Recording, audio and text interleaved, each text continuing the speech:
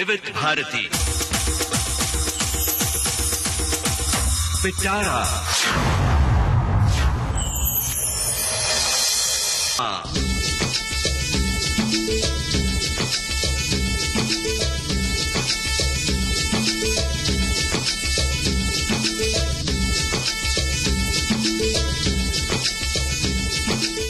आज की सेहतनामा कार्यक्रम में हम बातचीत करेंगे नेशनल इंस्टीट्यूट ऑफ नेचुरोपैथी जो कि पूना में है, वहां की डॉक्टर सीमा भवन जी से। और हमारी आज की बातचीत का विषय है लकवा। सीमा जी, कार्यक्रम में बहुत बहुत स्वागत है आपका। नमस्कार। आप सभी को भी और आवाज की दुनिया के सभी लोगों में बड़ों को प्रणाम और छोटों को प्यार भरा नमस्कार। सीमा जी, प्रोग्राम की शुरुआत करें उसके पहले मैं आपका एक संक्षिप्त परिचय जानना चाहता हूं। आपके इस स्वर में अपने बारे में कुछ बताइए। जी, मेरा जन्म हैदराबाद में हुआ है और बचपन से ही पापा ने मुझे योगा के क्लास में डाला था और आगे चलकर एमबीबीएस में एडमिशन नहीं हो पाया, तब फिर मैंने नेचुरोपैथी लिया था। 5.5 years का कोर्स है ये, Gandhi nature cure college Ameerpet के पास हैदराबाद में है। तो चलिए अब हम अपनी बातचीत की शुरुआत करते हैं। जी जी डॉक्टर सीमा जी, मैं आपसे जानना चाहता हूं कि लकवा जो है जी वो क्यों होता है, क्या कारण है उसके? लकवा एक ऐसा प्रॉब्लम है कि सुनते ही लोगों को थोड़ा सा तकलीफ होती है कि वो इंसान किसी पे डिपेंडेंट रहता है, क्योंकि या तो उसका हाथ या फिर उसका पाँव या फिर शरीर का एक आधा हिस्सा हिल नहीं पाता है, और इसमें उसका हाथ या फिर उसका पाँव या फिर शरीर का एक आधा हिस्सा हिल नहीं पाता है। और इसमें सबसे ज्यादा बड़े कारण ऐसे देखे हैं कि वैस्कुलोपैथी, यानी कि आपके शरीर की नसों में, खून की नलियों में कहीं पे जमा ज्यादा हो रहा है, जिसको हम विजातीय द्रव्य बोलते हैं, या फिर कोलेस्ट्रॉल ज्यादा है, या फिर आपका खून में ग्लूकोज लेवल से बहुत बढ़ गए हैं तो भी ये हो सकता है। आपके इसमें इंसुलिन भी अगर बढ़ गया है तो भी होता है। इम्पेयर्ड नाइट्रिक ऑक्साइड प्रोडक्शन बोल के बोला जाता है, यानी कि जिनका मोटापा ऑलरेडी है और बीपी ऑलरेडी है, तो इन लोगों को भी कभी भी अचानक हो सकता है। और जिनके यूरिन में एल्ब्यूमिन बार बार निकलता है उन लोगों को भी बार बार हो सकता है। और लेटेस्ट में भी रिसर्च स्टडीज होमोसिस्टिन डिसफंक्शन के नाम से, यानी आपके प्लेटलेट्स में कुछ एबनॉर्मलिटी है तो भी ये हो सकता है। बारीक खून की नलियों में कुछ तकलीफ है तो भी हो सकता है। और भारत में मृत्यु का दर इसके कारण 10% है, ऐसा देखा गया है। सीमा जी, आपने इसके कुछ तकनीकी हिस्से जो हैं उनके बारे में भी बात की। तकनीकी जो इसकी भाषा में इसको जो कुछ कहा जाता है, जो कारण हो सकते हैं जी। लेकिन आम आदमी जो है वो इसे लकवा के नाम से जानता है। जी। फिर हम इसको पैरालिसिस भी कहते हैं, कई लोग इसको अर्धांग भी कहते हैं। जी। जैसा कि आपने बताया कि किन किन कारणों से ये हो सकता है, लेकिन कई बार हम देखते हैं कि दुर्घटना वगैरह के बाद भी लोग जो हैं लकवा का शिकार हो जाते हैं। तो उसकी वजह क्या होती है? जब दुर्घटना में ऐसा कोई व्यक्ति इसका शिकार होता है तो सबसे ज्यादा असर किस चीज पर पड़ता है और किस चीज के कारण ऐसा होता है? या तो उसके सर पे बहुत गहरी चोट लगती है तब ऐसा होता है, या फिर उसके शरीर के खास, देखिए हमारे शरीर में दिमाग एक सबसे जरूरी हिस्सा है, लेकिन उसके साथ साथ हमारा पीठ का हिस्सा भी बहुत कीमती है। तो वहाँ के भी कोई हिस्सों में, कोई नसों में अगर गहरी चोट अंदरूनी लगती है तो भी ऐसा हो सकता है। अगर अचानक एक्सीडेंट में होता है या फिर बाद में निकल के आता है, ये सब अभी भी बहुत ही एक्सीडेंट वाले केस खास करके बताना चाहूंगी कि इवन मेनिंजाइटिस जैसे बुखार चढ़ जाता है कभी, और वो अंडर ऑब्जर्वेशन पेशेंट रहता है एक्सीडेंट वाला, तो और भी अलग अलग उनके कारण बताए गए हैं, लेकिन सब कुछ स्पाइनल कॉर्ड और ब्रेन रिलेटेड ही उनमें तकलीफें पाई गई है। डॉक्टर सीमा, आपकी बातचीत से मुझे जो एक बात समझ में आती है वो ये कि जैसे शहरों में केबल का जाल बिछा होता है ना, ऑप्टिकल केबल्स का, और जो करंट ले जाने वाले जो वायरें हैं उनका, ऐसे ही हमारे शरीर में भी नसों नाड़ियों का एक जाल है। बहुत सही, बहुत सही। और वो संकेत ब्रेन तक जो संकेत जाते हैं शरीर को हरकत देने के लिए, चलाने के लिए, वो संबंध विच्छेद हो जाता है। जी। और इसके लिए शरीर में घूमना, उठना, चलना फिरना, लेटना, मुड़ना, ये इन सब चीजों में उनको तकलीफ होती है, क्योंकि शरीर से, दिमाग से आदेश मिलने बंद हो जाते हैं। बहुत सही, है ना? बहुत सही। तो इस पर आगे बात करेंगे। यहाँ आपकी पसंद का एक गाना हम सुनवाना चाहते हैं डॉक्टर सीमा। सबसे पहले मैं यही बताना चाहती हूँ कि आजकल का हमारे पाइथागोरस नाम के बहुत बड़े साइंटिस्ट ने बताया था कि एक इंसान अगर म्यूजिक और आहार, इन दोनों को बराबर पैरेलली जिंदगी में रखे तो उसे शायद कोई रोग होगा ही नहीं। तो और दूसरी तरफ हमारा लेटेस्ट में म्यूजिक थेरेपी बता रहा है जी। कि कुछ खास राग अगर वो इंसान रोज सुने, खास करके जिनको पैरालिसिस हो गया है उनको भी, और जो सामान्य आदमी भी अगर रोज ये राग के भजन या गाने सुनता है तो प्रेशर नहीं आता है, स्ट्रेस नहीं आता है। आइए सुनते हैं। लकवा जो है वो क्यों होता है ये तो आपने बता दिया, इसके जो लक्षण हैं उनके बारे में मैं जानना चाहूंगा कि किस तरह के होते हैं, उसको थोड़ा सा विस्तार देकर के भी बताइएगा। मैंने जितने भी पेशेंट्स लकवा के देखे हैं और बाकी दवाखानों में भी हम देखते हैं तो हर पेशेंट अलग होता है। एक्चुअली देखा गया है हर पेशेंट में अलग सिम्टम्स रहते हैं, पर हर एक में सामान्यतः वो रोज का जो एक्टिविटीज ऑफ डेली लिविंग बोलते हैं, गतिविधि केंद्रित थेरेपी, तो उसे टॉयलेट जाना, कपड़े बदलना, पहनना, अपना पोस्चर चेंज करना, उठना बैठना, अपनी जगह से हिलना, इन सब चीजों में उसे तकलीफ होती है। ये साधारणतया उसका कोई भी शरीर के हिस्से में, यानी कि एक तरफ का हाथ, एक तरफ का पैर, या फिर दोनों हाथ दोनों पैर, जिसको क्वाड्रिप्लीजिया बोलते हैं हम, ऐसे, या फिर एक तरफ का बाएं तरफ का पूरा ऊपर से लेकर नीचे तक का हिस्सा, या फिर बाएं तरफ का चेहरा या दाएं तरफ का चेहरा, ये सब तकलीफें देखी गई है। हम देखते हैं कई लोग की जो स्पीच होती है, बोलने पर भी असर पड़ता है, मुंह थोड़ा सा टेढ़ा हो जाता है, ठीक से लिख नहीं पाते, अक्षर बिगड़ने लगते हैं।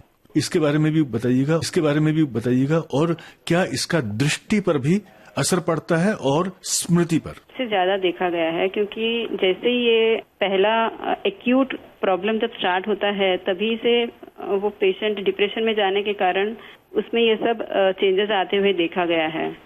और इन सब चीजों में वाकई आपने जो बोला कि दिमाग पे ही कहीं न कहीं एमआरआई के द्वारा हमें ये भी डायग्नोज किया जा सकता है, जबकि हम निसर्गोपचार में अलग तरीके से इसे डायग्नोज करके उस हिसाब से ये करते हैं प्लान। निसर्ग उपचार यानी प्राकृतिक चिकित्सा के जरिए, है ना? हाँ। और उसमें तो वो एक्सरे निकालेंगे, एमआरआई करेंगे, उससे फिर वो इलाज करते हैं जो भी।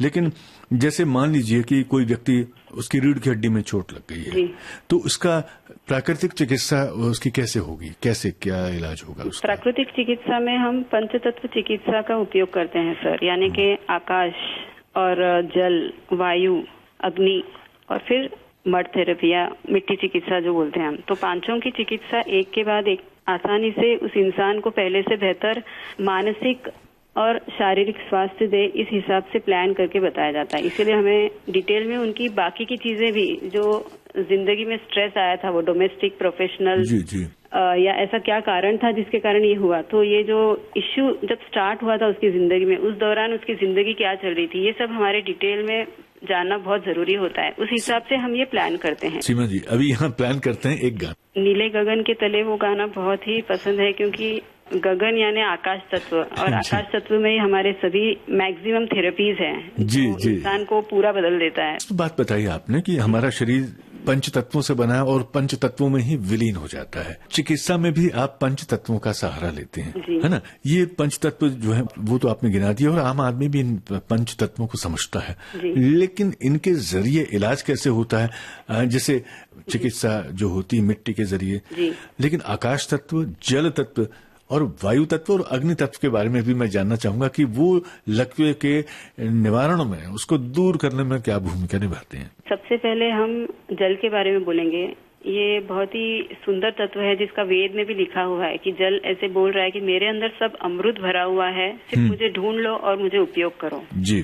और हमारे यहाँ पे इंस्टीट्यूट में हाइड्रोथेरेपी सबसे बड़ा ट्रीटमेंट का एक स्तोत्र है, जिसमें हम शॉर्ट कोल्ड एप्लीकेशंस बोलते हैं, यानी थोड़ी देर के लिए ठंडा पानी का अलग अलग स्वरूप में उपयोग। दूसरा होता है गुनगुना पानी का उपयोग, उसको भी हम या तो टब में या फिर पट्टी के रूप में, या फिर हम स्टीम बोलो आप, या फिर अल्टरनेट कंप्रेस बोलो, इस रूप में हम यहाँ पे दिया जाता है। तीसरा होता है अलग अलग प्रकार की पट्टियां, जैसे पाँव में तकलीफ है तो लेग पैक लगाया जाता है, तो गर्म पाँव की पट्टी बांधने से उस इंसान को इतना आराम आता है।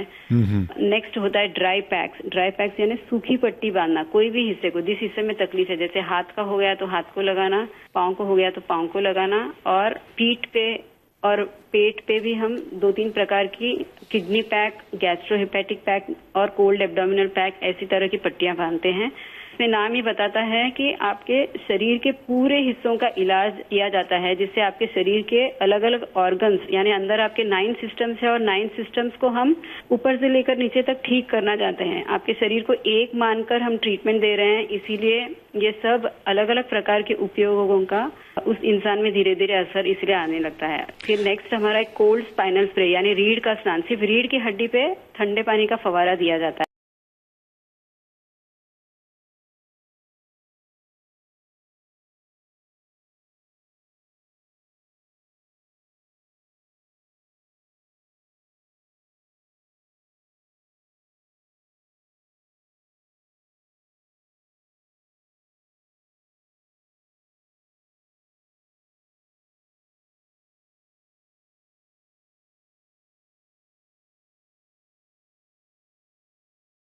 छत पे सोने चले जाते हैं और गर्मियों के मौसम में और उनको लकवा मार जाता है, है ना। ऐसे ही कई लोग बाहर से आते हैं, पसीने से भीगे होते हैं और सीधा नहाने चले जाते हैं और वो कई बार शिकायत करते हैं। तो इसकी वजह क्या होती है? जी, आपने बहुत सही पॉइंट पे साधारण जनता में जो गलतियां होती है उसके बारे में बताया है। मैंने अभी शुरुआत में भी यही बोला था कि शॉर्ट कोल्ड एप्लीकेशंस, यानी कि एकदम कम समय के लिए। यानी मैं एक बात एग्जांपल देना चाहूंगी कि अगर किसी को सर्दी भी हो जाती है तो हम बोलते हैं 1 मिनट का कोल्ड शावर लेके अपने शरीर को ड्राई फ्रिक्शन बाथ, यानी कि एक सूखा कपड़ा लेके, खुरदुरा कपड़ा लेके अपने शरीर के पूरे बॉडी पार्ट्स को जब तक एक बूंद पानी शरीर पे न रहे तब तक ब्यूटीफुली रब करना है सॉफ्ट कपड़े से। ये हम इसीलिए करते हैं कि वो शॉर्ट कोल्ड एप्लीकेशंस का आंखों पे असर तो आता है, लेकिन उसका रिएक्शन आने वाले 4-5 घंटे या कभी 7-8 घंटे तक भी देखा गया है। उस रिएक्शन के आने के कारण उस शरीर के हिस्से में एक पहले से बेहतर हलचल तैयार और निर्माण कर सकते हैं, ऐसा हमने यहाँ पे महसूस किया है सर। तो हमारे यहाँ पे ऐसी जो गलतियां इंसान करता है कि पसीना है और स्नान करना, ये एकदम विरोधाभास है, ये ऐसे कभी करना ही नहीं चाहिए। या मीन्स हमारे ट्रीटमेंट के दौरान भी हम ये हर पेशेंट को समझाते हैं कि हमारे यहाँ पानी की ट्रीटमेंट के बाद अपने आप को पहले वार्म अप करिए और फिर बाहर की हवा में जाइए आप। और 2-3 चीजें ऐसी है कि जब हम बाहर हवा में निकलते हैं तो कान ढका हुआ रहना चाहिए, सर ढका हुआ रहना चाहिए, और जब पसीना रहता है तो एक बूंद पानी भी नहीं पीनी चाहिए, बल्कि हमारे शरीर को उलट आपने उस पसीने का साफ करने के लिए टॉवेल से अपने आप को रब करके पसीने की एक बूंद न रहे वैसा करना ज्यादा अच्छा रहेगा। ये हमारा ड्राई फ्रिक्शन बात जो जिसके बारे में मैं बता रही हूँ कि सिर्फ सॉफ्ट कपड़ा लेके अगर हम ऐसे करने की आदत करके फिर अंदाजन आधा घंटा गैप रखना भी जरूरी है जब पसीना रहता है शरीर पे, पूरा पसीना पसीना रहता है तब। डॉक्टर सीमा, मैं एक चीज और यहाँ कहना चाह रहा हूँ, कई लोगों को आदत होती है कि उठ के नहाएंगे नहीं, नाश्ता करने के बाद में या खाना खाने के बाद नहाने चले जाते। नहीं, ये तो और भी विरोधाभास है। हमारे शास्त्र में ये पहले से प्रूव हुआ है कि जब आपका शरीर म्हणजे आपका स्किन सेकंड लार्जेस्ट ऑर्गन है जो इजीली टॉक्सिन्स निकालता है और वो बहुत सेंसिटिव ऑर्गन है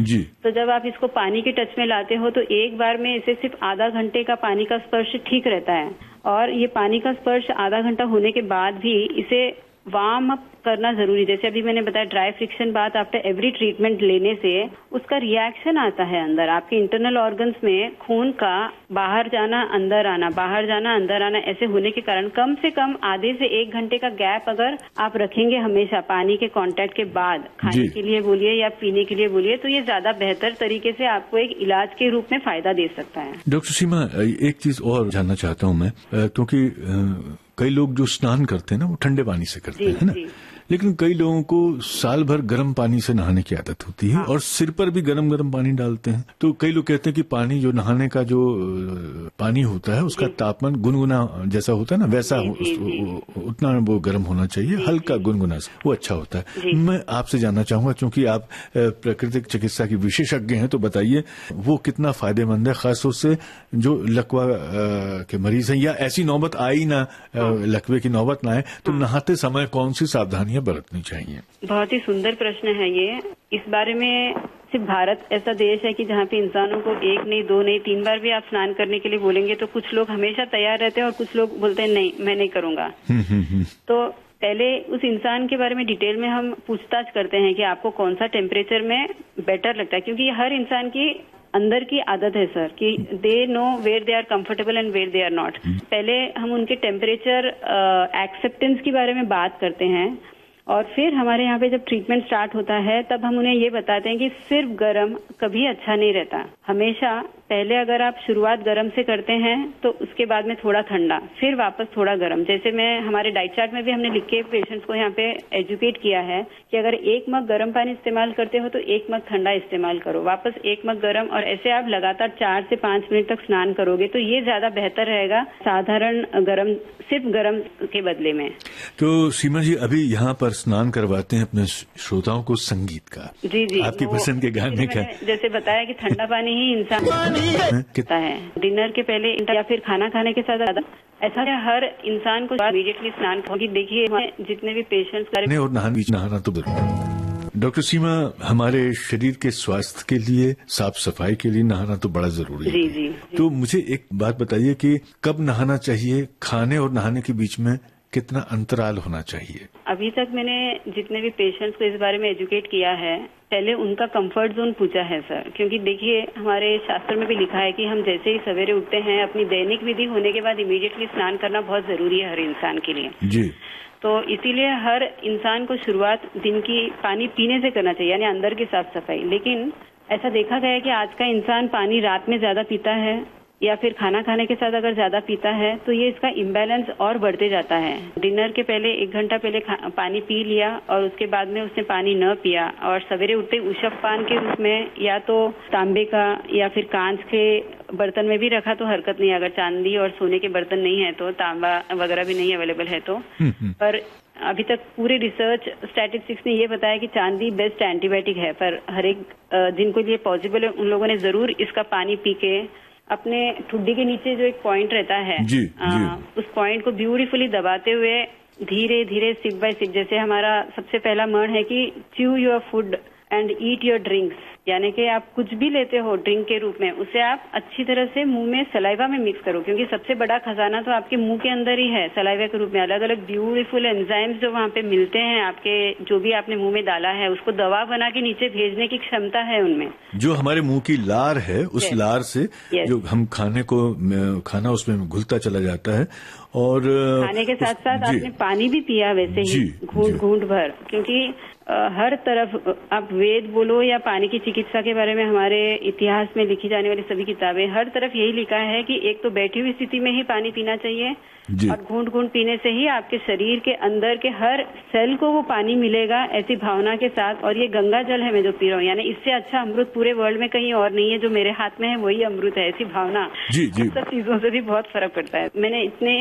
अलग अलग केसेस देखे हैं, उन सब में एक केस के बारे में बताना चाहूंगी कि वो गुस्सैल प्रकृति का इंसान था। टाइम पे सिर्फ बीपी की गोली न लेने के कारण उसे कोमा में जाना पड़ा और 1 महीना कोमा में जाके फिर आखिर डेथ हुई। सीमा जी, यहाँ एक चीज और मैं जानना चाहता हूँ, आपने बीच में रक्त प्रवाह की बात की थी। जी। रक्त के 2 दाब होते हैं, एक तो उच्च रक्तचाप है और फिर निम्न रक्तचाप है ना? तो क्या इनका भी असर पड़ता है?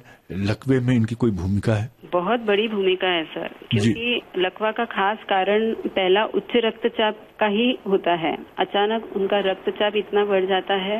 उच्च रक्तचाप एक ऐसा पॉइंट है, बोलना चाहिए, इसके साथ मधुमेह, धूम्रपान ऐसे फैक्टर्स भी हैं, लेकिन उच्च रक्तचाप का सबसे मैक्सिमम 99% केसेस में देखा गया है कि ये एक कारण होता है। जी। ये अचानक क्यों बढ़ता है? एक तो उनके एनवायरमेंटल कंडीशंस, यानी कि कुछ स्ट्रेस है, टाइम रिलेटेड एक्टिविटीज है, प्रेशर आ रहा है, जैसे प्रेशर कुकर में सीटियां बजती है, वैसे ही उनके दिमाग में, नसों में और उनका मन और सामने वाला काम, इन सब चीजों में थोड़ा सा इम्बैलेंस होता है, तब कहीं ये प्रॉब्लम हो सकता है। तो उनके सामर्थ्य से अधिक अगर कुछ सामने उनका काम आ जाता है, जैसे कि मेरा एक केस आया था, वो शेड्स में काम करते थे, अचानक उनको मालूम पड़ा कि उनका सब कुछ गया, जितना भी हाथ में पैसा था, तो उसे अचानक स्ट्रोक आया और हमने उसे बहुत सही तरह से उसे काउंसलिंग करके आज वो बहुत अच्छी स्त्री की घर पे ही चला के बहुत सही तरीके से परिवार में एंजॉय कर रहा है और सही लाइफ चल रही है उसकी। मैं यहाँ पर जानना चाहता हूँ कि मान लीजिए कोई माता बहन ऐसी हैं जो गर्भवती हैं, जी, तो गर्भस्थ जो शिशु है, जी, उस पर क्या असर पड़ सकता है? बहुत गहरा असर होता है सर। हमारे यहाँ पे हमने pre conceptional yoga and naturopathy counselling भी स्टार्ट किया है, तो हम हर लड़की को बोलते हैं कि तेरी जिंदगी का सबसे बेहतरीन हिस्सा है ये प्रेगनेंसी, जिसमें तो एक बहुत प्यारे ह्यूमन बीइंग को संसार में लाने वाली है और यही सही समय है जब तुझे पूरा इंसान बनना है, या इंसान से अच्छा बेहतर देवता बोलते हैं वैसे। तो हमारे योग के जो पहले 6-7 मेथड्स हैं, यानी कि यम नियम आसन, उसके बाद आसन और प्राणायाम की ट्रेनिंग, और उसके बाद ध्यान धारण यानी मेडिटेशन वगैरह, हम ये जो बहुत ब्यूटीफुली काउंसलिंग करके उनको इस बारे में समझाते हैं कि इससे आपका बच्चा एक परिपूर्ण बच्चा रहेगा जिसमें कोई भी स्ट्रेस नहीं रहेगा, ना उसमें रहेगा, और हल्की फुल्की ऐसी बातें भी सिखाते हैं कि आगे जाके वो माँ बनकर इन्हीं सब, जैसे मैंने म्यूजिक का एग्जांपल दिया आपको, अलग अलग आर्ट्स के हिसाब से भी उस बच्चे में हम पहले से अच्छा बैलेंस ला सकते हैं। प्रेगनेंसी अपने मन को जितना हो सके शांत रखना, सामने वाले को रिएक्ट करना ही है ऐसा वो निकाल दे दिमाग से कि अगर सामने वाला गलत भी बोल रहा है तो प्रेगनेंसी के दौरान अपने आप को ऐसे सोचे कि नहीं, मेरे पास सही नॉलेज है मेरे लिए, एंड सामने वाला अगर गलत है तो उसे मैं शांति से आगे बोलूंगी। जब तवा गर्म होता है तब बात नहीं करनी चाहिए। थोड़ी देर पहले आपने बात की कि आज हम इस जीवन शैली का जो अभी जिसको हमने अपनाया हुआ है, ये थोड़ी सी मर्यादा के बाहर चली जाती है। मर्यादा इन द सेंस की मैं ये कह रहा हूँ कि हमारे लिए जो जरूरी चीजें हैं, जैसे खाने का एक तय समय है ना, और उसका भी खान पान का भी मौसम के साथ जो एक रिश्ता है, फिर हमारे सोने का, आराम करने का, काम के घंटों का, हर चीज का एक समय है ना। तो मैं ये जानना चाहता हूँ कि अगर कोई व्यक्ति बहुत देर तक रात को जागता है ना, बेसमय खाना खाता है ना, या बहुत ज्यादा वर्कहोलिक है, बहुत सारे लोग हैं जिनको बहुत काम का जुनून होता है, अपने शरीर को आराम ही नहीं देते, कई लोग बहुत सिगरेट पीते हैं, बहुत धूम्रपान करते हैं, लकवा जो है क्या इन सब चीजों से भी घातक रूप से आ सकता है? पाया गया है जी। बहुत सही बोला आपने। इस पॉइंट पे मैं इतना जरूर बोलना चाहूंगी कि हम हमारा करियर बदल नहीं सकते, प्रोफेशन बदल नहीं सकते, और अगर हमें हमारे करियर या प्रोफेशनल वर्क में मजा आता है तो ये अच्छी बात है, पर ये मजा नहीं आ रहा है तो फिर आपको प्रकृति चिकित्सा में आना पड़ेगा। काउंसलिंग के साथ साथ कुछ सिंपल टेक्निक्स है सर, जैसे मैंने अभी भी थोड़ी देर पहले बताया था कि शॉर्ट कोल्ड एप्लीकेशन, जैसे हल्का सा बर्फ का मालिश अगर हम गर्दन, शोल्डर और अपने स्पाइन पे करते हैं रोज सोने के पहले, क्योंकि आपका अगर टाइम निर्धारित नहीं है, लेकिन ये सिंपल एप्लीकेशंस ऑफ वाटर, म्हणजे यानी अपना पानी का अलग अलग रूप में इस्तेमाल करना, ये जब उनको टाइम हो, भले ये 1 मिनट 2 मिनट या कभी सिर्फ 5 मिनट ही लगते हैं इन सब छोटे छोटे एप्लीकेशन से, ये आपके शरीर के अंदर आप जितना स्ट्रेस डाल रहे हो अपने काम के कारण या बेमैल जिंदगी से, तो ये सब इजीली कंट्रोलेबल है। यहाँ पर सीमा जी आपकी पसंद के गाने की बारी है। दर्पण कहलाए, ये सुनना पसंद करूंगी मैं। हो गई, फिर से वापस तन पर आते हैं, और लकवा जो है वो शरीर पर जब असर डालता है, जैसे मैंने पहले ही बताया कि पंच तत्व में आकाश तत्व चिकित्सा जो है, ये सबसे पहले हमारे सभी चिकित्साओं के पहले काम करती है, जिसमें हमारा काउंसलिंग रहता है, फिर 2nd नंबर पे आता है रिलैक्सेशन, 3rd नंबर पे आता है स्लीप। यानी रिलैक्सेशन अलग चीज है जो हम योगा थेरेपी के दौरान उनको सिखाते हैं कि ऐसा आपका दिन भर में जब भी हो, बैठे बैठे कुर्सी पे भी, काम करते करते भी अपने आप को कैसे रिलैक्स करना है, सिंपल विजुअलाइजेशन टेक्निक से, सिंपल मेडिटेशन करने से कि सिर्फ सांस कैसे आ रही है, कैसे जा रही है, ऐसे। और दूसरा है कलर विजुअलाइजेशन। ये अभी हमारा क्रोमोथेरेपी बहुत प्यारा सा ब्यूटीफुल सब्जेक्ट है, जिसमें अलग अलग रंगों के द्वारा एक इंसान की जिंदगी में नया रंग ला सकता है। और वैसे ही इन पेशेंट्स में भी हमने काफी फायदे देखे हैं कि अगर हम रंग का उपयोग भी इनको करते हैं अलग अलग तरीके से, जैसे मैंने बोला उस रंग के कपड़े पहनना, या उस कलर के चीजों को खाना, या फिर उस कलर के तेल से मालिश करना, या फिर उस कलर की अपने रूम में वही पेंट लगा देना, या फिर उस कलर के, जैसे अभी ग्रीन बहुत अच्छा देखा गया इनके लिए, तो केले के पत्ते का स्नान, जिस हिस्से में तकलीफ है उस हिस्से को अगर हम केले के पत्ते में बांध के थोड़ी देर धूप में बैठाते हैं और उसके बाद हल्का सा मालिश करते हैं, तो इनमें इस तरीके से भी फायदा हो सकता है। मैं स्पीच पर आना चाहता हूँ और स्मृति पर, क्योंकि ये दो बहुत ही महत्वपूर्ण चीजें हैं। मेरा ये आपसे निवेदन है कि इस बारे में बताइए कि जैसे लकवा हुआ और स्मृति पर असर पड़ गया तो कितने दिनों में वो वापस अपने सामान्य स्थिति में लौट सकती है, और ऐसे कोई व्यक्ति जिस पर लकवे का असर हुआ है, उसकी स्पीच चली गई है, लड़खड़ाता है, स्लर करता है ना, क्लैरिटी मिस हो जाती है, तो इसके लिए आप क्या उसको सुझाव देती हैं, जो भी मरीज इसका शिकार हुआ है, और उसके ठीक होने के कितने % चांसेस होते हैं? एक्चुअली इस बारे में हम पेशेंट्स को रेफर करते हैं स्पीच थेरेपिस्ट के पास जी। और दूसरी तरफ हमारी जल चिकित्सा भी इसमें मदद करती है, जैसे पानी में चलना, पानी में व्यायाम करना और गरारे करना, अलग अलग प्रकार के शब्दों का उच्चारण करना, जैसे जीभ को फोल्ड करके कैसे करना, कौन से शब्द निकालना, इस बारे में स्पीच थेरेपिस्ट बड़ा रोल प्ले करता है। और हम शारीरिक अंदरूनी डिटॉक्स के लिए जो अलग अलग तरीके के ट्रीटमेंट्स देते हैं, जिसमें वायु तत्व चिकित्सा का मालिश बोलिए आप, या फिर अपना वायु तत्व चिकित्सा का ही हवा का स्नान अलग अलग तरीके से धूप स्नान के साथ, अच्छा, ये सब चीजें भी इसमें मदद करती है सर। आप मिट्टी के लेप भी इस्तेमाल करती हैं? प्राचीन परंपरा है कि मिट्टी के स्नान के बिना एक इंसान के अंदर के सभी मल बाहर निकल ही नहीं सकते। जैसे मैंने अभी पहले बताया था कि आपका स्किन ही वो सेकंड लार्जेस्ट ऑर्गन है जो इजीली टॉक्सिन्स निकालता है, और रोज के दैनिक स्नान में अगर आपके शरीर के कोई हिस्से में ऐसे मूवमेंट्स नहीं हो रहे हैं तो उस हिस्से पे मिट्टी लगाना। और हमारे बहुत बड़े सीनियर डॉक्टर्स ने तो ये भी बताया है कि मुल्तानी मिट्टी में सिर्फ थोड़ा सा नींबू का रस ही मिलाइए, पानी के बदले में नींबू का रस मिला के उस पेस्ट को आप उस हिस्से को लगाते हो, आधा घंटा रखते हो धूप में, या फिर अगर धूप नहीं है तो भी हरकत नहीं, क्योंकि वो पीला कलर है, पीला कलर भी बहुत अच्छा देखा गया है इन लोगों के लिए। ये लगाने के बाद आधा घंटा रखना और उसे निकालने के बाद हल्के हाथों से मालिश करना, क्योंकि मालिश एक संपूर्ण चिकित्सा है जिसमें ये भी देखा गया है कि खास तेल अगर हम उसको सिर्फ उसमें मस्टर्ड ऑयल यूज करते हैं या गार्लिक के द्वारा ये सिद्ध किया गया तेल भी रहा, या तुलसी के द्वारा सिद्ध गया तेल, या फिर बादाम के द्वारा सिद्ध किया हुआ तेल, या फिर अपना हल्का सा गुनगुना गाय का घी,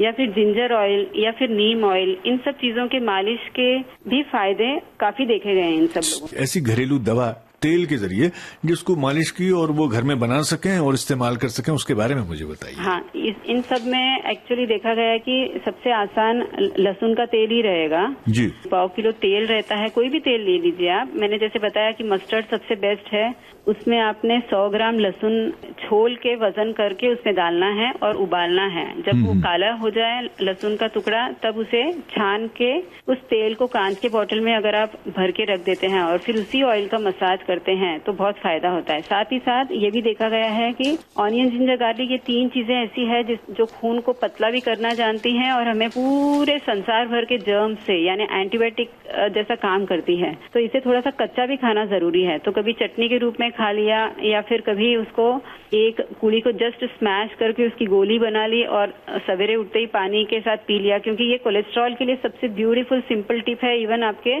उच्च रक्तचाप के लिए भी सबसे सिंपल प्रिवेंटिव टिप है, जो कहीं न कहीं लकवे से भी रिश्ता जोड़ देते हैं। तो अगर ध्यान रखेंगे तो वो भी बहुत फायदा होगा उनका। ऐसी कौन सी चीजें खानी चाहिए और कौन सी नहीं खानी चाहिए, यानी कि किनका निषेध है खासतौर से लकवे के समय, या कौन सी सावधानियां बरतनी चाहिए खान पान के मामले में? जी, हमारे इसमें आपको पहले भी आपने सुना होगा कि हम 5 सफेद चीजें नहीं बोलते हैं जी। फ्राइड फूड्स नहीं बोलते हैं। बाकी अपने भारतीय परंपरा की सभी चीजें अच्छी है खाने के लिए। जैसे आप देखते हो जैसा देश वैसा वेश भी रहना चाहिए। जैसे महाराष्ट्र में है तो महाराष्ट्र की थाली जो एक संपूर्ण पारंपरिक रीति के हिसाब से आपने खाया तो वो भी बहुत अच्छा है। दूसरा आपके देखिए सबसे ज्यादा स्टडीज खाने पीने के बारे में किस पे हुई है, तो ये इस पे हुआ है कि ट्रेडिशनल डाइट पे, यानी ट्रेडिशनल यानी क्या, जो आपके दादा दादी, नाना नानी, चाचा चाची और आपके मम्मी पापा ने जो सालों से अपना भोजन इस्तेमाल किया है, अगर आप भी वही यूज करेंगे तो ज्यादा अच्छा रहेगा। और जो सहज मिल जाए आपको। यस,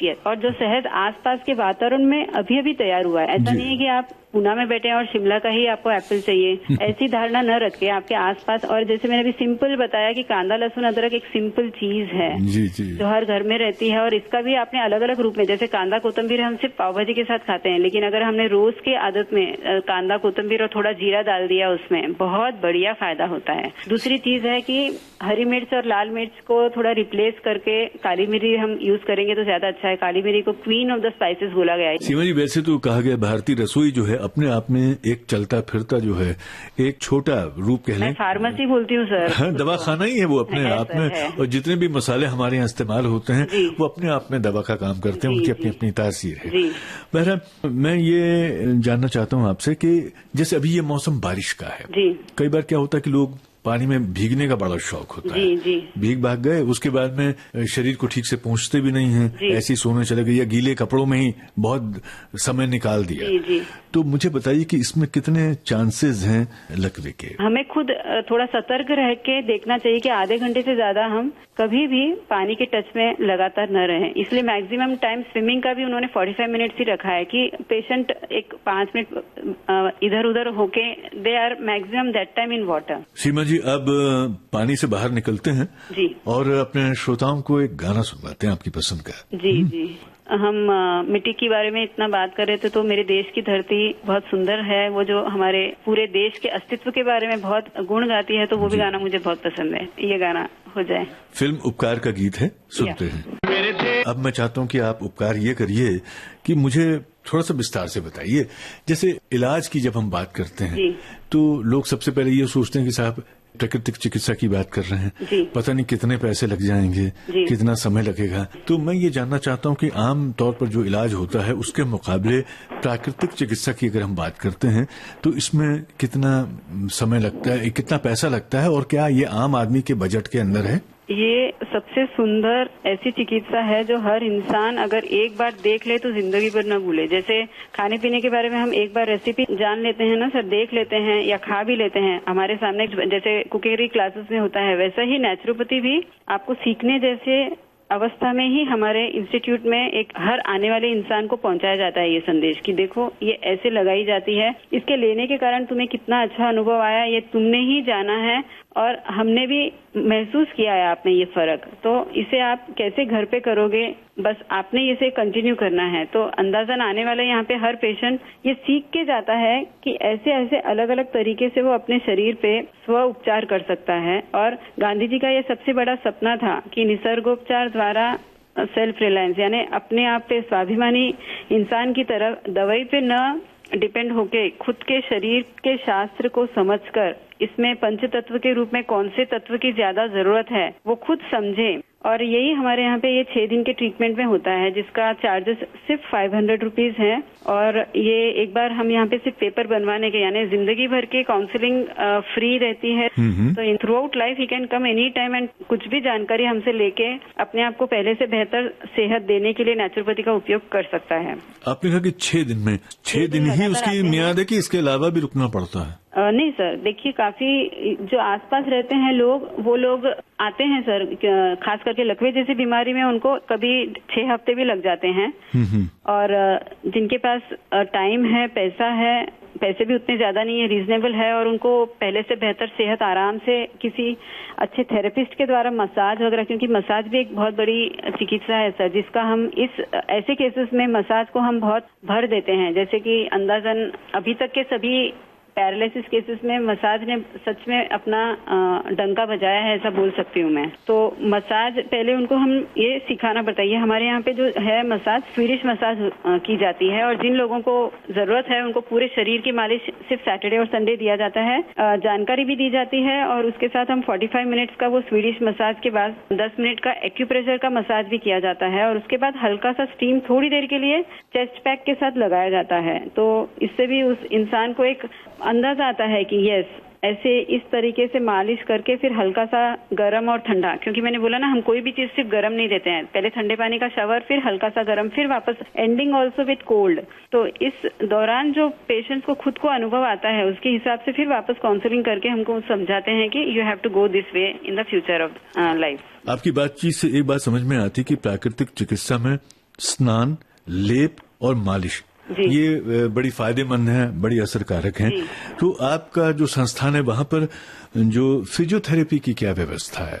हमारे यहाँ फिजियोथेरेपी में अभी इंटरफेरेंशियल थेरेपी और अल्ट्रासाउंड नाम की 2 चीजें हैं। इसके साथ साथ उस इंसान को जिस हिस्से में तकलीफ है उसके रिलेटेड स्ट्रेंथनिंग एक्सरसाइज बोलिए या ऐसे मूवमेंट्स जिससे उस शरीर के हिस्से में पहले से बेहतर हरकत शुरू हो जाए, तो उसका भी हम यहाँ पे ट्रेनिंग देते हैं। साथ ही साथ इसी फिजियोथेरेपी के पैकेज में हम उन्हें कभी कभी गर्म और ठंडा, जैसे मैंने अभी भी बताया था कि सिर्फ गर्म अच्छा नहीं रहता, तो अगर आधा मिनट के लिए कुछ गर्म स्पर्श और फिर आधा मिनट के लिए बर्फ का स्पर्श, वापस आधा मिनट, ऐसे हम लगातार 6-7 बार उनको ये अल्टरनेट कंप्रेस के रूप में उस हिस्से को देने से भी उनको आराम आता है। सीमा जी, बात सही है कि कुछ चीजें ऐसी हैं जो संस्थान विशेष में ही मिलती हैं, कई बार वो घर में उपलब्ध नहीं होती हैं। मैं एक चीज और जानना चाह रहा हूं कि जो लोग खासतौर से शासकीय सेवा में हैं, ऐसे लोग अगर आना चाहते हैं तो क्या उसके लिए कोई आपकी तरफ से कंसेशन मिलता है उनको, जो ऐसे मरीज आते हैं जो शासकीय सेवा में, चाहे वो